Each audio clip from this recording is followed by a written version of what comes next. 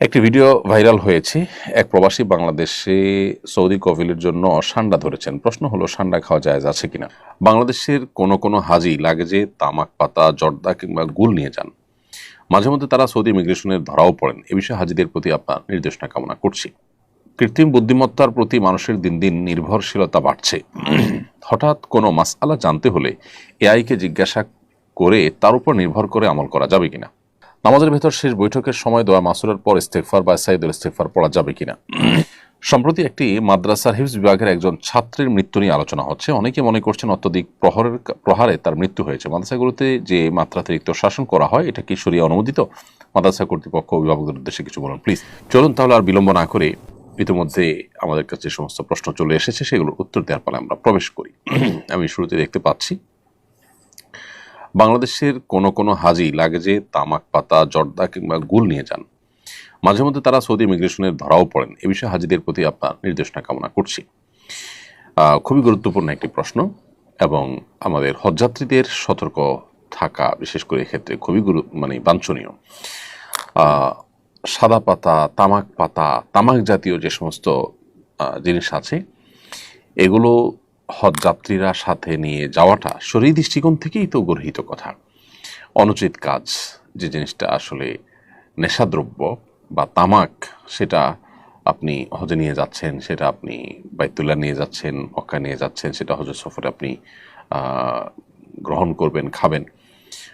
শরিয়ার দৃষ্টিকোণ থেকে এটাই তো অনুচিত কাজ।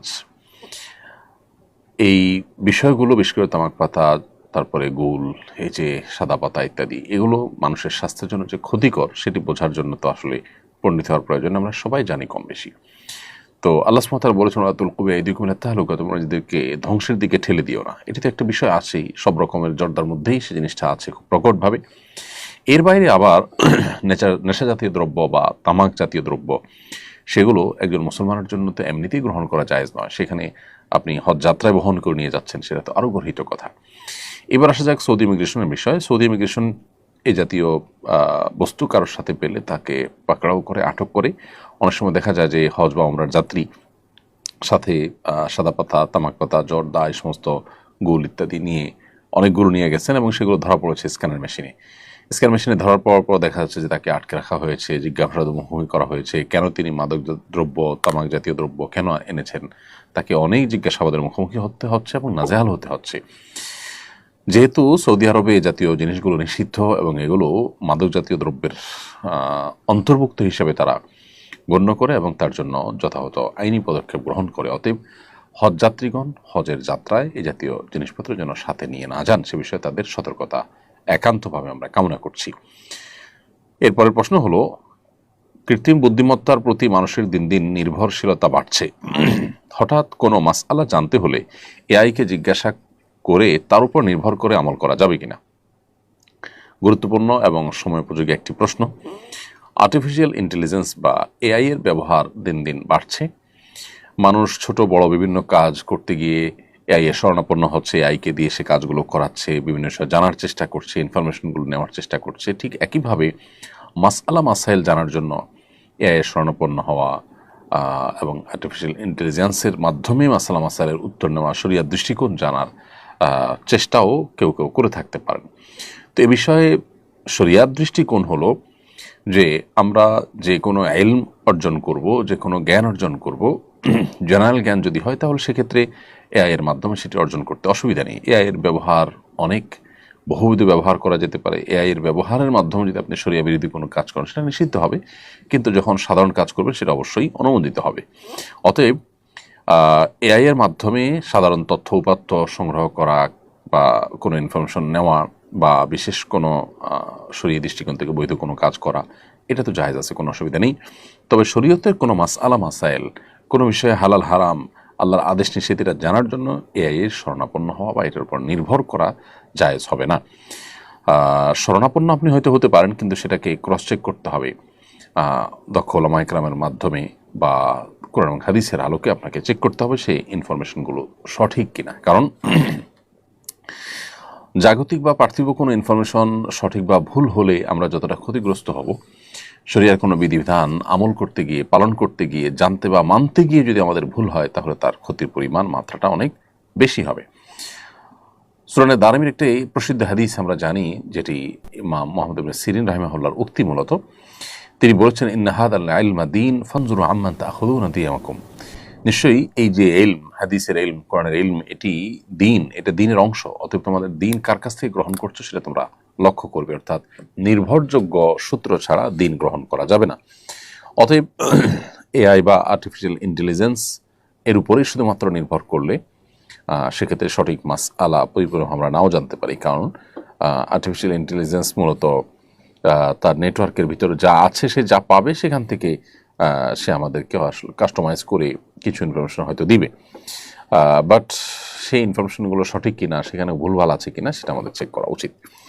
নামাজের ভেতর শেষ বৈঠকের সময় দোয়া মাসুরার পর ইস্তেগফার বা সাইদুল ইস্তেগফার পড়া যাবে কিনা? প্রথম কথা হলো যে নবী করিম সাল্লাল্লাহু আলাইহি ওয়াসাল্লামের একটি হাদিস রয়েছে, শেষ বৈঠকে আত্মায়াত এবং দুরুদের পর নবী সাল্লাল্লাহু আলাইহি ওয়াসাল্লাম আল্লাহর কাছে বিভিন্ন চাওয়া পেশ করার জন্য আমাদেরকে নির্দেশনা দিয়েছেন। তিনি বলেছেন যে, যেটি সহিহ বুখারীতে বর্ণিত হয়েছে, সুম্মা,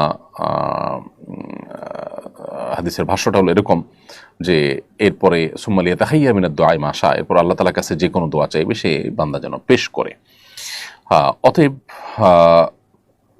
শেষ বৈঠকে আত্মায়াত এবং দুরুদের পর দোয়া মাসুরা হিসেবে আল্লাহুম্মা ইন্নী যালামতু নাফসি যুলমান কাসীরা, যেটা আমরা পড়ে থাকি প্রসিদ্ধ দোয়া, এর পাশাপাশি দোয়া মাসুরা আর এইটির পাশাপাশি কোন হাদিস বর্ণিত যে কোনো দোয়া আপনি পড়তে পারবেন। অতএব আমরা হাদিস বর্ণিত দোয়া হিসাবে সাইয়্যিদুল ইস্তিগফার এটা শেষ বৈঠকে নিবেদন করতেই পারি। তারপরে অন্য কোনো দোয়া ইস্তিগফার যেগুলো কোরআন হাদিসে বর্ণিত সেটা আমরা করতে পারি। তবে ফুকাহা হানাফ এক্ষেত্রে মানুষের কথার সাথে মিলে যায় এই টাইপের দোয়া, মানে যেগুলো মানুষ মানুষকে বলে, এই জাতীয় কথা যেন না হয়, কোরআন হাদিসের ফরম্যাটের যে দোয়াগুলো আছে সেগুলো যেন হয় বিশেষভাবে, এবং মানুষের পারস্পরিক কথোপকথনের সাথে যেন না মিলে সেরকম দোয়া নিবেদন করার জন্য তারা বলে থাকেন। আর হাম্বলি ফকিরা দুনিয়ার ভোগবিলাস, পার্থিব চাহিদা সংক্রান্ত দোয়া করার পর নিষেধ আরোপ করেন। তবে হাদিসের যে ভাষ্যটা সেটা অবশ্য পরিষ্কার, সুম্মা লিয়াতাহাইয়া মিনাদ দুআ মা শা, নবী সাল্লাল্লাহু আলাইহি ওয়াসাল্লাম বলেছেন, এরপরে যে কোনো দোয়া চাইবে বান্দা যেন নিবেদন করে। এখানে যে কোনো দোয়া বলতে কোরআন বা হাদিসে বর্ণিত দোয়া, নিজের ভাষায় বা মনোমতো যে কোনো দোয়া শেষ বৈঠকে করা যাবে না। একটি ভিডিও ভাইরাল হয়েছে, এক প্রবাসী বাংলাদেশে সৌদি কফিলের জন্য সান্ডা ধরেছেন। প্রশ্ন হলো, সান্ডা খাওয়া জায়েজ আছে কিনা? সান্ডা একটি সরীসৃপ জাতীয় প্রাণী, এটি ছোট টিকটিকিও পোকামাকড় শিকার করে। দেখুন, সান্ডাকে কোরআন এবং হাদিসে দব বলা হয়, বর্তমানেও আরব দেশগুলোতে এটাকে দব বলা হয়। তো এই দব সম্পর্কে 3 ধরনের হাদিসই আছে। কোনো কোনো হাদিসে নিষেধাজ্ঞা সাব্যস্ত হয়, কোনো কোনো হাদিসে এটার অনুমোদন সাব্যস্ত হয়। বিভিন্ন রকমের হাদিসই কিন্তু রয়েছে। সাহাবা একরাম সান্ডা খেয়েছেন এরকম হাদিসও রয়েছে। আবার নবী করিম সাল্লাল্লাহু আলাইহি ওয়াসাল্লাম সান্ডা খেতে নিষেধ করেছেন সেরকম হাদিস আছে। যেমন সুনানে আবু দাউদের একটি হাদিস রয়েছে যেটি বর্ণনা করেছেন আব্দুর রহমান ইবনে শিবল। তিনি বলেছেন যে রাসূল আকরাম সাল্লাল্লাহু আলাইহি ওয়াসাল্লাম নিষেধ করেছেন, নাহা আন আকলি লাহমিদ দব, দবের গোশত বা সান্ডার গোশত খেতে তিনি নিষেধ করেছেন। এরকমটি সুনানে আবু দাউদে বর্ণিত হয়েছে। এবং হাদিসকে হাফিজ ইবনে হাজার আসকালানী রাহিমাহুল্লাহ হাসান বলেছেন। আবার একইভাবে আমরা দেখতে পাই যে ইমাম ইবনে হাজাম এবং ইমাম বদরুদ্দিন আইনী রাহিমাহুল্লাহ, ইমাম শাওকানী রাহিমাহুল্লাহ সহ অন্যান্য ওলামায়ে কেরাম বিশুদ্ধ বলেছেন। এরকম একটা হাদিস সুনানে মুসনাদ আহমদে বর্ণিত হয়েছে, যেটা আব্দুর রহমান ইবনে হাসান বর্ণনা করেছেন। তিনি বলেছেন, আমরা নবী করিম সাল্লাল্লাহু আলাইহি ওয়াসাল্লামের সাথে একটি সফরে ছিলাম এবং এক জায়গায় আমরা অবতরণ করলাম, সেখানে প্রচুর পরিমাণ সান্ডা ধরা পড়ছিল। তখন সেই সান্ডাগুলো আমরা ধরলাম এবং জবাই করলাম। জবাই করার পর এটা পাতিলে যখন রান্না করা হচ্ছিল, রাসূল আকরাম সাল্লাল্লাহু আলাইহি ওয়াসাল্লাম বের হলেন। বের হয়ে বললেন যে, বনী ইসরাইলের কিছু লোক তারা আপনার হারিয়ে গিয়েছে এবং আমি ভয় করছি, আশঙ্কা করছি যে এই সান্ডা বনী ইসরাইলের মধ্যে কিছু প্রাণী প্রজাতি হারিয়ে গেছে, এই সান্ডা তাদের অন্তর্ভুক্ত বা এটাই সেটা আমার মনে হচ্ছে। তো এখানে নবী করিম সাল্লাল্লাহু আলাইহি সাল্লাম এই প্রাণী অর্থাৎ সান্ডা খাওয়ার পর তিনি নিরুৎসাহিত করেছেন। হাদিসের শেষের দিকে সেটি রয়েছে। আব্দুল্লাহ ইবনে আব্বাস রাদিয়াল্লাহু তাআলা আনহুমার থেকে বর্ণিত একটা হাদিস সহিহ মুসলিমে বর্ণিত হয়েছে। তিনি বলেন যে নবী করিম সাল্লাল্লাহু আলাইহি সাল্লামের কাছে হাদিয়া হিসাবে কিছু জিনিস পেশ করা হয়েছিল, এর মধ্যে সান্ডাও ছিল। তো নবী করিম সাল্লাল্লাহু আলাইহি সাল্লাম সেখান থেকে খেয়েছেন, এরকম সবকিছু খেয়েছেন, কিন্তু সান্ডাটি তিনি খান নাই। এটা তিনি বাদ রেখেছেন। তাহলে আমরা মিশ্র পাচ্ছি এই সম্পর্কে। সবগুলো হাদিস যেহেতু বিশুদ্ধ এবং সবগুলো হাদিস ইবনে হাদিস কিতাবে বর্ণিত হয়েছে, এই জন্য সংখ্যাগরিষ্ঠ ওলামা ইকরাম বেশি ওলামা ইকরামের মধ্যে ঠান্ডা খাওয়া জায়েজ, যদিও হানাফি ওলামা ইকরাম এটাকে মাকরু বলেছেন, অনুত্তম বা অনুচিত।